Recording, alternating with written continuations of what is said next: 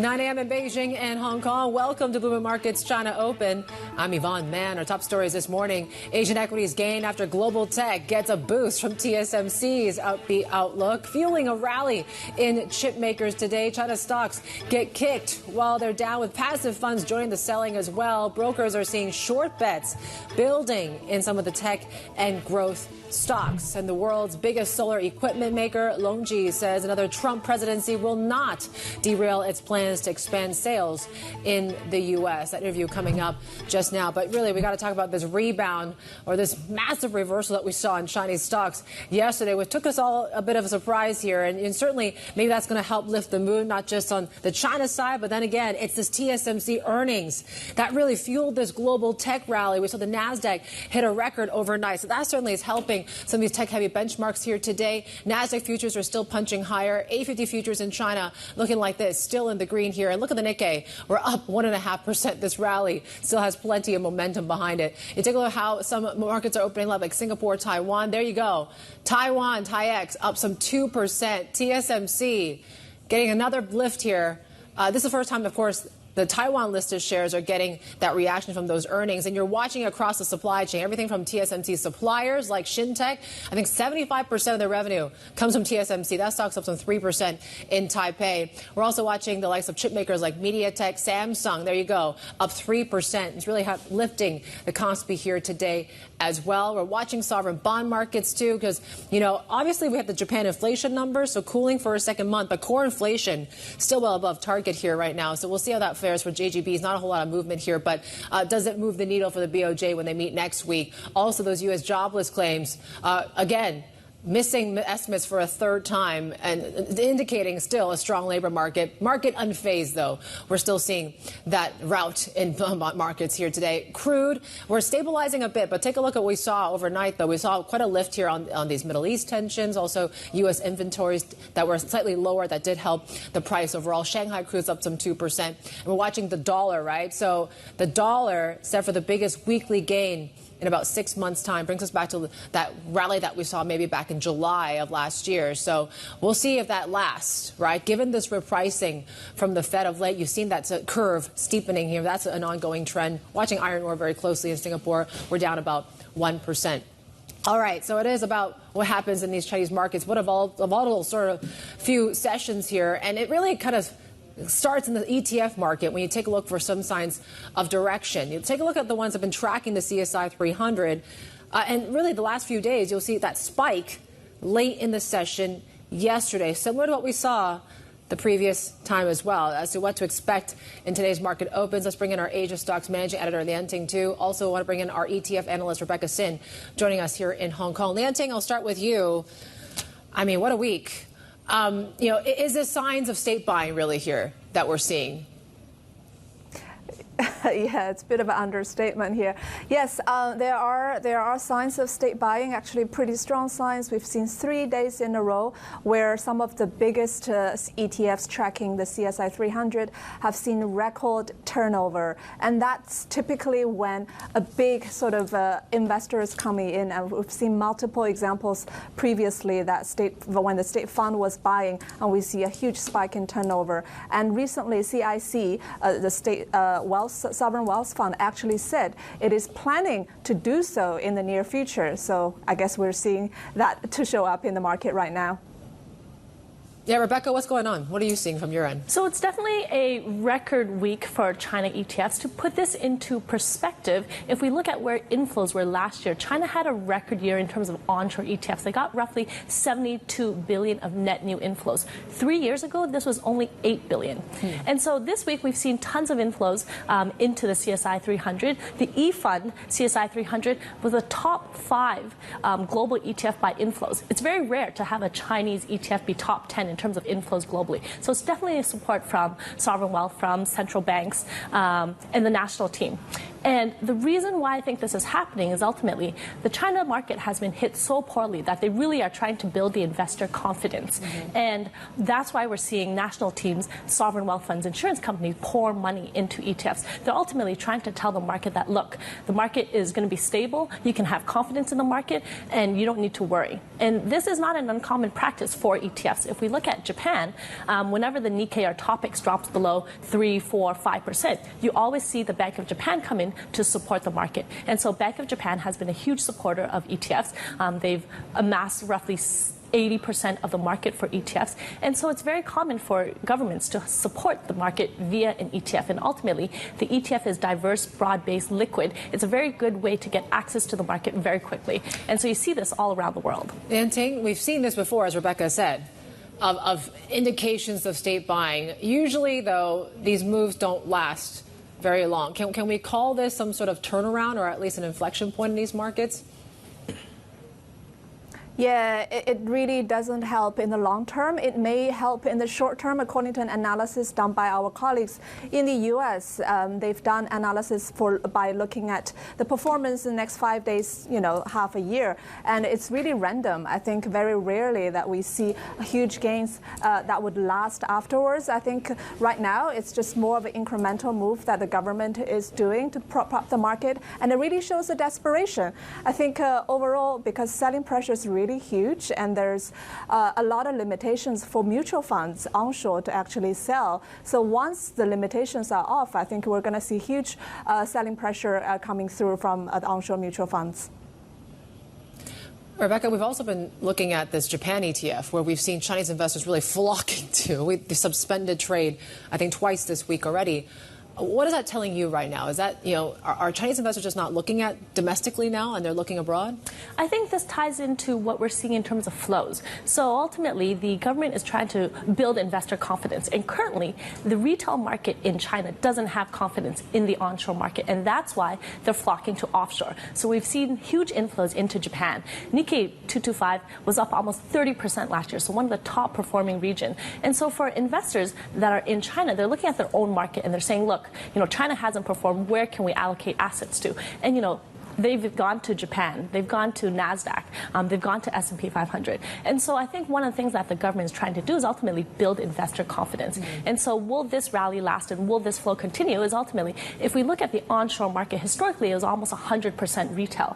But we're seeing more and more adoption of institutions. And so now the split is roughly 75% retail, 25% institution. And with the government supporting this, we could see the institution flows really increasing. And so I think that they'll really need to build the investor confidence in China. And once that happens, once the retail realizes that the market is going to improve, that there is support, you could see them start investing back into their own market. And I think that is what is going to happen. And I think so in terms of strategies, the CSRC has been very supportive of ETFs. They've reduced approval time. They're trying to get ETF issuers to launch more products. And I think one of the areas that retail investors could turn to are low dividend and dividend products. So for instance, JP Morgan recently launched a low volatility product in China last year in December. And so I think if we look at where the retail market is going, yes, they're currently going to offshore because that's where performance is. But I think the government is trying to say, hey, look at your own market. There are lots of sectors of growth. And even within China, there are some themes that have done really well, like the anime and comic sector in China has done really well last year. And so there are pockets of growth. Interesting. Anime. For different themes. Rebecca, thank you. Rebecca Sin, our Bloomberg ETF analyst here. I also want to thank Lanting, too, our Asia Stocks managing editor, joining us out of Singapore. We got to fit and one more hit on TSMC here and really just see what's going on. Just 8 minutes after Taiwanese markets have opened, 5% gains. Here, it really was that ambitious, we can call it ambitious according to Bloomberg Intelligence, that revenue target that they set for this year, set to low to mid 20% growth. It seems like right now that sort of outlook enough to offset a lot of the concerns out there about geopolitics, margin concerns and the like here in the chip sector.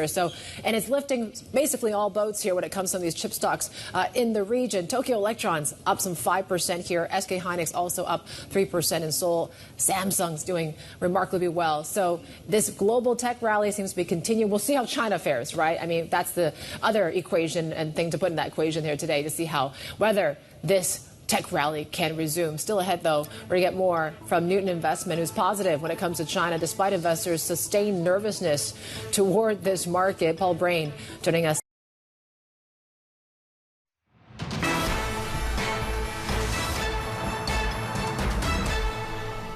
Our core team has 4 cuts. And 4 cuts, 24 and 25. And so if you sort of sort that through, people wouldn't interpret that, but that is actually higher for longer because you came off of 25 basis points, and if you end up at 3.5, next year, 8 quarters away from now. So I think the team, Mike and the team, they're saying they're going to have to start cutting because they have the space to cut, and the economy can keep growing. And the last thing you want to do is tip this thing over. The economy is slowing a bit. That's normal with high interest rates. So on the other side of the ledger, the expectation that interest rates are going down is creating animal spirits again. That was Steve Schwarzman there, the Blackstone boss, also Bank of America CEO Brian Moynihan, speaking to us in Davos. And let's bring in Paul Brain now, Deputy CIO of Multi-Asset at Newton Investment Management, which is also part of BNY Mellon IM. Paul, it's great to have you here in the region. You're here on this Asia tour. I'm just wondering, there's a lot of questions about, this sort of sea change that we're seeing across markets of this rate cut cycle from the Fed. This week, I think the Governor Waller comments seem to suggest maybe things can temper a bit there, and the market's sort of starting to listen. Can you still stay in this bond rally right now? Well, we've been short bonds really since the beginning of the year because the market was pricing in too much. I think the Waller comments back in November were interpreted very dovishly. I don't think he said much different this time around, but you can tell from the way the market was positioned that maybe they were expecting more dovish comments or greater dovish comments and just didn't get them. So I think, they've wound back those rate expectations, which I think is perfectly natural because it's too soon to talk about cutting rates dramatically that the market was pricing in. Yeah, maybe it was too much. Soft landing, though, is that a narrative that you can actually trade on? Or should we still at least bring that risk of a hard landing somewhere and put that sort of into your portfolio? Yeah, I would say the hard landing scenario is still there. It's just that for the time being, because the markets love feeding on some optimism, especially this time of year, especially for risk assets. And I think that will play out for the next few months at least.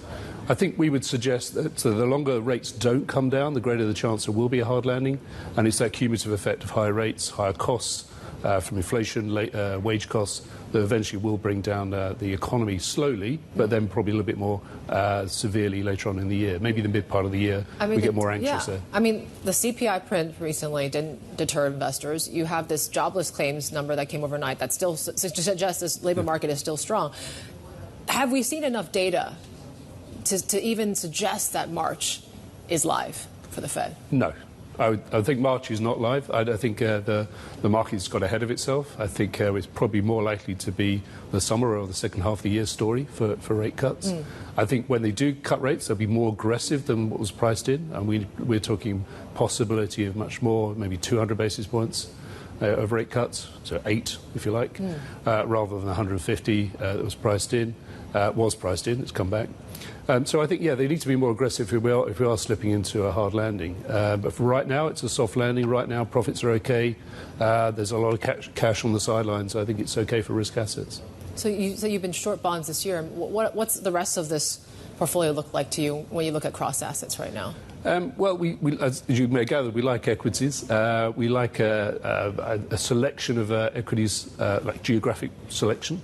Don't like every market. Europe is still a little bit troubled. Maybe there's some optimism that could develop there, but essentially it's US equities, it's Indian equities, some other areas in Asia. We like the idea of the evolving trade story, the inter-Asia trade. So if you like, re-globalization is quite a powerful thing, we think, in this region. But also globally. So the markets that did well last year basically can continue, you think? Unfortunately, yes. I think for the time being, fourth quarter tends to flow into the first quarter unless there's a shock. Yeah. So obviously potential for that. So I think we're going to see that play out for the next few weeks or months. Yeah, that's right. Japan, is that in your radar? Just given... We have been there. We've been perhaps cutting some of those positions, but it's a market that we think has been good. It was ignored for some time. It's played catch up. The concern we have there is, of course, the central bank will have to change monetary policy gradually at some point, and that may actually upset the mood a little bit as the yen maybe turns around. If yields are going to, given the direction of where we are right now, if you're still short bond markets, how does the whole yield picture and the pickup in yields that we've seen of late, how is that going to impact the equity market this year? Well, we're not suggesting that yields are going to go back to their previous highs. I think those days are gone now. But a move back towards, let's say, 4.25 on the 10-year, averaging around that range on the US 10-year is perfectly realistic. That's not too troublesome for the equity market. And as long as we're not talking about the central bank raising interest rates again, with still the element of some easing to come in the future, that's probably still okay for equities. Is that stocks and bonds correlation then going to stay positive? What could actually break down that correlation? The economic momentum, really. So if we move into an economic slowdown, a hard landing, then you see a break in that correlation. Certainly between government bonds and equities, Commodities, obviously, there's the tensions in the Middle East. We've seen certainly pick up in food costs. And oil prices of late. I'm just wondering, is that something that we need to be in tune to, that that could invigorate inflation again later on this year? Well, in some cases, I think some of the commodity prices has been a disappointing asset class for a while. But some prices do look like they could stabilise and may actually pick up again if demand was to stay strong. It's all about supply and obviously that demand equation. But if demand is weakening, which it has been, even in a soft landing, you get less demand. I think maybe the commodities generally will stay under pressure. But from these sort of levels, some commodities do look a little bit attractive. If you think that maybe China can stabilise, maybe the US continues growing, maybe Europe can stabilise, perhaps you see a lift in commodities. Yeah, China's stabilising, though. I mean, how optimistic are you that we'll see that scenario play out? Because last year was certainly a bad bet for many investors out there. Certainly compared to the market that is fairly pessimistic about any recovery now in China, I think that's probably gone too far. I think there is a possibility that we will see modest fiscal and monetary stimulus through the year, which can provide a floor. But we can't ignore the debt overhang, the property overhang that's going to stay around for several years. That has to be worked through, but worked through on lower rates. Probably positive growth. All right. Real quickly, tech stocks, though. I mean, obviously, that's come back a bit. Is the AI trade still live and well? Yeah, that's a long-term theme. Yeah. It's going to stick around. I think if we saw any of the tech stocks cheapen up, I think you'll see buyers come in. Those that feel they haven't got the exposure, they feel that may have missed it, we'll see that coming through. That AI story will obviously continue to evolve in the same way that other tech stories do. It may not be just about the hardware producers, the producer of effectively the chips, etc. It may move on to the users of AI. So I think it's a positive background story for growth for equities, and I think it's probably going to stay for a while. Yeah. Paul, thank you so much for joining us. Good to see you here in the region. Paul Brain there, Deputy CIO of Multi-Asset at Newton Investment Management, BNY Mellon IM. We are, of course, waiting for that fix here that just came out, 711.67. Still quite a really strong fix here from the PBOC here today. The estimate was for about a 719 handle. And obviously, it is reflecting, of course, that dollar strength of late here as well. We've got plenty more ahead. This is Bloomberg.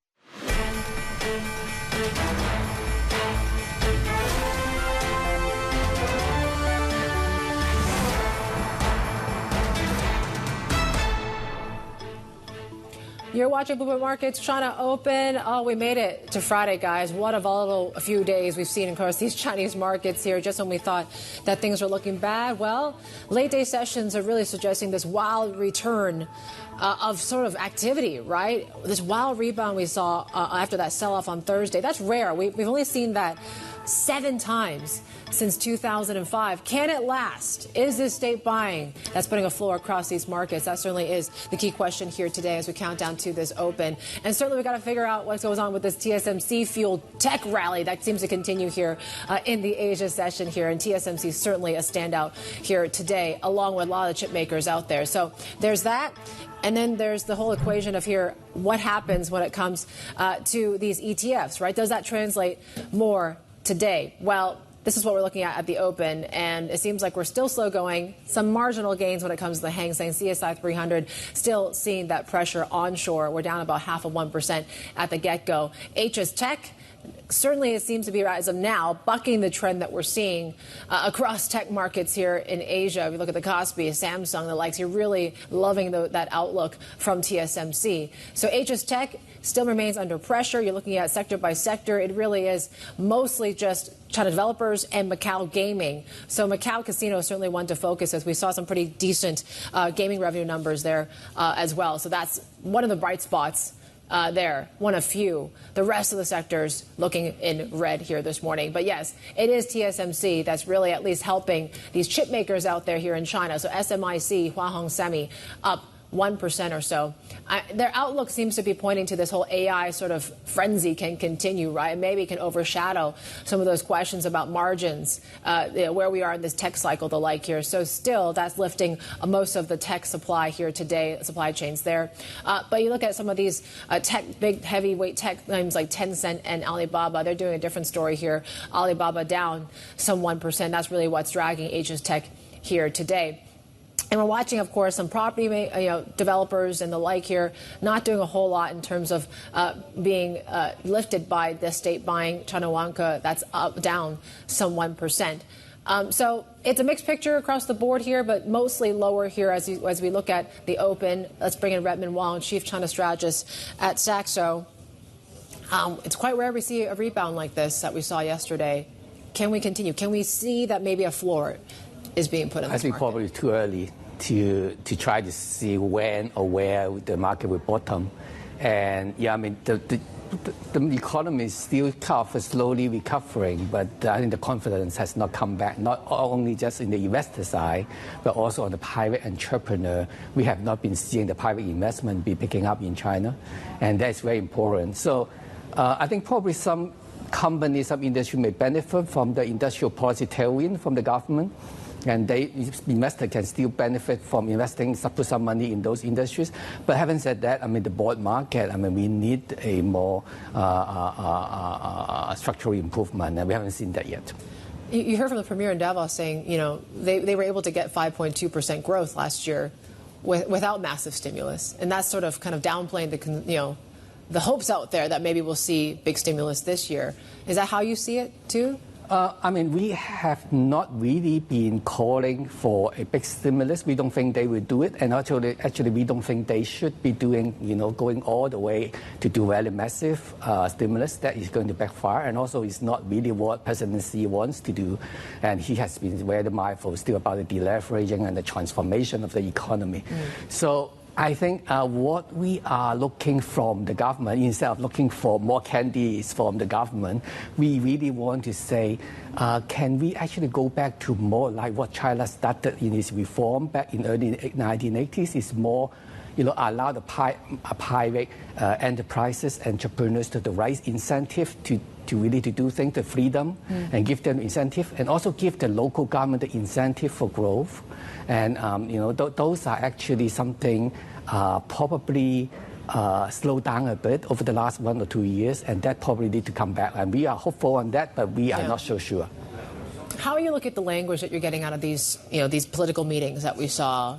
Whether it's the work conference, the Politburo meeting, we have a National People's Congress happening in March as well. I mean, how are you decoding some of these statements that are coming out now? There's kind of mixed messages sent him. That initially in the financial work conference, that was talking less about actually they did not talk about the leveraging. They focused more on the property market. That we thought that probably they would be doing a bit more stimulus actually, but just a little bit later. And in Tuesday, that the Communist Party mouthpiece magazine, and then quoted General Secretary Xi Jinping and saying that the Marxist doctrine still continue to be the important thing to follow over the financial industry, and also doing tighten the regulations and so on. And so That actually sent a mixed message. Seems that, control, stability is still pretty much the number one. And then in the work conference, in fact, the number one is more on industrial policy as the priority in the agenda, 9-point agenda. So the industrial policy, yes, it's good for some industries, but overall, still by the end of the day, the bottom line is still government interventions. It's not so much giving the freedom to the private enterprises. We have seen that has been narrowed down a bit over the last 1 or 2 years, and we hope that will change. One occasion maybe will be on the third plenum, but but we don't want to keep our expectation too high, given what we have been hearing. But we will see. Yeah. We keep asking what are those catalysts out there? I mean, what would make you change your mind on China? Is it a certain data point? Mm-hmm. Is it more policy signals that are maybe suggesting more forceful stimulus? I mean, what is the ultimate trigger for you? Two things, two perspectives. One, for some of the for stock investors, probably for stock pickers, and we will look at the industrial policy. They can look at companies that actually will benefit from those industrial policies in some of those 5G or new infrastructure sector. But overall economy and overall market, we want to hear from the Chinese leadership that it's more about going back to the marketization agenda back there, in the 18th Central Committee in 2013. If they can go back to that a little bit more and also give a little bit more confidence to the private sector. They are trying, but I think it has not really returned. Is there a sense now that Redmond, that things are just not the same anymore? And that but things never be the same. But the playbook is so different now. Yeah. You mentioned the industrial sector. I mean, how should I look at internet and tech now in China? I think the consumer-facing e-commerce, they are facing a very saturated market. I mean, you have Pinduoduo doing well, but the expense probably in the other market player. And also by the bottom line, the policy, the strategies is not allow those dominant companies to become even more dominant. So basically, the growth, the room for growth for them is rather limited. So they may even, you have to look at it more as a value stock, and when they are trading very cheap on the existing cash flow, rather than a lot of growth prospect. And for growth, I think investors probably have to look at some smaller company in other industries. But overall, for the whole economy, is the whole market, probably we still need to see a little bit more relaxation from the leadership. Yeah. All right. Be humble. Be flexible. That's the message from Redmond Wong. Redmond Wong, have a great weekend. Exactly. Chief China strategist at Saxo there. Earlier, we did talk about that China beige book. The international managing director, we did speak with him, Shehzad Quazi, and here's what he said about the mainland economic outlook for 2024. The overall economic growth or the recovery has been so disappointing. You may get continued policy easing taking place, but that is not going to be the key to a stronger economic growth year for China. And as far as fiscal is concerned, I think we should prepare for very limited amounts of stimulus taking place there. I think the Premier has made that pretty clear in his comments over the last couple of days. Yep, just speaking of the data, right, and certainly what we had this week was that, data dump. The accuracy of China's official growth rates have long been questioned by some economists, and that has led to a market for alternative calculations. Rebecca Chung-Wilkins has been talking to a lot of economists out there on how they're really crunching the numbers right now. Our Asia government and economy correspondent joining us now. What are they saying? Well, the sort of variables here are quite wide. We're seeing estimates range from 1.5 at the low end to upwards of 7 at the top end. And this sort of wide range speaks to, of course, on the one hand, this concern about the data accuracy that comes from the Central Bureau of Statistics itself, but also the difficulty of accumulating and calculating data itself. So Rhodium, who has that low end, that 1.5% growth in 2023, they talk about doing a bottom-up calculation. Others, of course, look at sort of more headline figures and elsewhere. But the fact that there is such a broad range and the fact that we sort of still do defer in some ways to the official GDP is a reflection of the difficulty of finding a reliable alternative. It speaks to the reason why that number that we do get from the Chinese government still endures today and still is a reference point for many today. And even, 5.2, we knew that was flattered by the base effects. I mean, what are the economists you're talking to saying about this year? Are we just going to muddle through this economy? Is there actually some signs of a V-shaped recovery?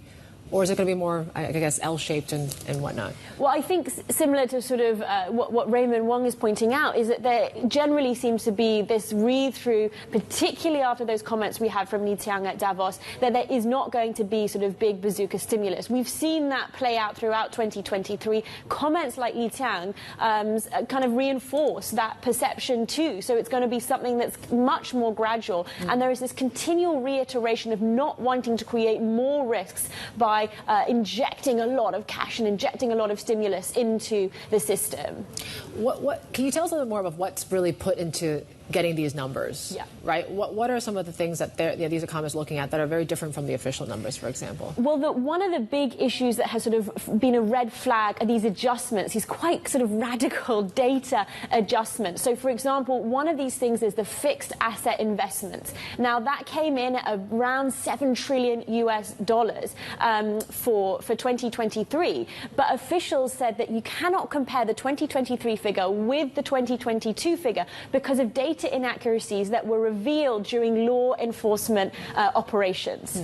And it speaks to this issue for the Central Bureau of Statistics. They are not able to enforce accuracy at the lower levels. They don't really have mechanisms to ensure that the figures they're getting from lower level officials are indeed accurate. And we did have one economist pointing to the fact that that adjustment is really quite sort of radical and speaks to perhaps a 17% overestimation of the figures in the past. So that gives you some kind of sense here of why the economists are so uncertain. Now, some economists will look very much at what's happening on the ground. They'll look at, for example, the return of domestic travelers, of spending, rely heavily on private data sets. Others will be trying to understand a little bit more on the macro setting, what we can understand. All right, Rebecca, great stuff. Rebecca Chung-Wilkins there, Asia government and economy correspondent, on a different way at looking at Chinese growth here right now. One thing that continues to grow is this sort of interest into chip stocks here this morning. Take a look at TSMC. That rally continues here. We're up 5% for this stock. We saw a similar sort of reaction when it came to the ADRs overnight. So it really is what's fueling the TAIEX here right now. We're up close to 2%, and maybe we're close to that all-time high when it comes to these markets there. Another chance to really get to that level here. But yes, the stock itself has gained the most since January 30th of 2023. So close to the biggest moves in a year for TSMC. Take a look at what we're seeing when it comes to the other chip makers in the region, and that's really helping the likes of Tokyo Electron, SK Hynix, Samsung. I mean, up some 3%. That's why you're seeing a Kospi that is punching much, much higher here today. All right, coming up, we have plenty more on the TSMC earnings and what this means for the outlook for the sector. We also have China's slower than expected travel rebound is impacting global tourism. More in today's Big Take next. Plus, we have our interview with Trip.com. This is Bloomberg.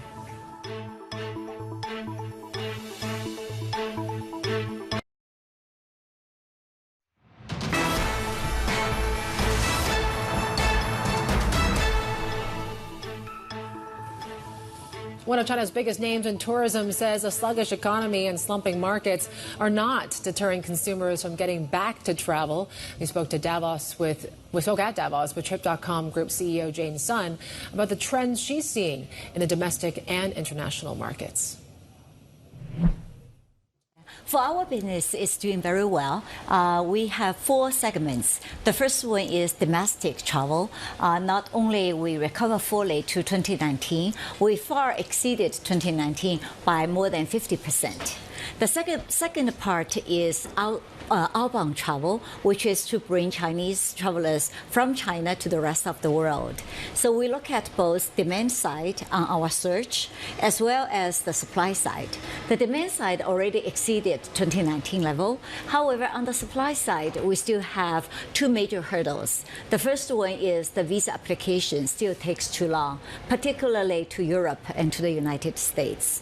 The second hurdle is the flight capacity and shortage of the labor. I'm very hopeful in 2024 we'll do better in that segment. I'm curious, though, whether Chinese consumers want to travel to Europe and the U.S. in the same kind of numbers we saw in 2019, or has something shifted as some of the international relations have frayed? Not really. Chinese people are taught for 2,000 years to travel by Confucius. His teaching is it is better to travel 2,000 miles than to read 10,000 books. So parents always want to use travel as a means to educate their children. When you're traveling, you're not only learning theories, you are working with the people along the way. So Chinese people enjoy traveling. Well, I'm just curious to see how this pairs with some of what we see in the economic data and some of what we're seeing out of even official rhetoric, that just demand is not there. You look at loan demand falling off a cliff regardless of rates that have been falling pretty significantly. You talk about the potential for some sort of further stimulus. Where's the disconnect in all of the demand that you're seeing on your site and what we're hearing about from all of the other indicators? Yeah, because China is very big, we need to look at different segments. Certain segments have pressure. For example, real estate might have some pressure. However, if people are not buying houses, their disposable income is increasing. So the segments that's doing very well, travel is doing very well, entertainment is doing very well. For example, concerts, music festivals, opera, these are doing very well. Wellness products are doing very well. All right, that was Jane Sun, Trip.com Group CEO, speaking with Lisa Abramowitz in Davos. Now, it brings us to our big take quite perfectly here today. Chinese travelers were once the biggest spenders when it comes to overseas trips, but they've been staying close to home even a year after the scrapping of stringent COVID curbs. And that pullback has come at a massive cost to the global tourism industry. Joining us now is our Asia transport reporter, Danny Lee. And it just seems like it's not quite the same, right, where Chinese travelers, but pack up and they would go to Europe and go buy up all these luxury bags and the like. What sort of impact are you seeing right now? Yeah, well, we heard from Jane Sun there from Trip.com, of course should be happy because domestic travel has been the biggest beneficiary of the movement of Chinese tourists, Chinese visitors, focusing on traveling at home, especially since the borders were closed to the outside world. So what we have seen, at least for the international pieces, flights are around 60% of pre-COVID levels. And then the impact of that is in 2019, 170 million trips were made and $248 billion spent by Chinese tourists globally. And that is around 14% of all the global foreign travel spend. So Chinese travelers make up the biggest component, and it's a huge kind of chunk of all the spending there. And what we have seen now is a bit of a wipeout. So 129 billion US dollars has been lost as a result of, what we see is this slump in Chinese flights, connections to the rest of the world, and a whole range of other factors. But clearly that's a big loss. What do you think is leading to that loss? What's causing it? It's just the eco picture is looking a bit weak and people just don't have deeper pockets now, or are there other factors at work here? I think we can definitely point to at least the flight connections, but then you have to look a little bit deeper, and especially what we saw in terms of geopolitics, the flights between the US and China, flights between China and Taiwan, for example. That's also taken a big hit. And then you still get some fascinating elements like China and India, two very, very big aviation markets in their own right, have no direct flights between them. So it's actually fascinating where you see near and afar there is still a lot of rebuilding to be done. And clearly China is looking to get back to pre-COVID levels sometime later this year, even to next year on the international front. But it's taking a considerable period of time. But they do have the aircraft, fundamentally. Domestically, though, that's a big thing. We were talking about Harbin yesterday. That's a big destination. You have a lot of Hong Kong people with this whole trend of going up north to spend as well. What are some of the domestic hotspots that we're seeing? Well, you've got, as you mentioned, Harbin, you've got the likes of Sanya, Xiamen, and even further afield, like Xinjiang, for example. So, the luxury travel outlook in particular, all these great new hotels coming online, lots of investment going into these destination hotspots, things that will attract people to stay within China, has grown considerably over the last several years. So it makes it even better to effectively stay at home and enjoy a better life, better holidays. Yep. All right. Danny Lee, thank you. Our Asia transport reporter on the big take here today. And this goes to show, right? Maybe staying at home is where all the action is. And you're certainly seeing that in Shanghai. thanks to one hot show out there right now. Have you heard of this? Blossom Shanghai. It's set in the 90s. It's adapted from the novel by director Wang Gao-wei as well. As you know, the Hong Kong director there. It's been a hit, and it's led to basically people flocking to this one hotel, Peace Hotel. They've been cashing in. There's been themed dishes. There's a suite up there on this series as well. And that popularity is certainly leading to a lot of people flocking back to Shanghai. People think, look, this is just a chance to go back in time and really bring it back to the 90s in Shanghai, which was where we saw that boom. And maybe it's something that's very different than what we're seeing the Shanghai here today. So if you need a little bit of a back in time nostalgia, check it out. That's certainly one thing that's what we're watching out of China here today. We got plenty more ahead. This is Bloomberg.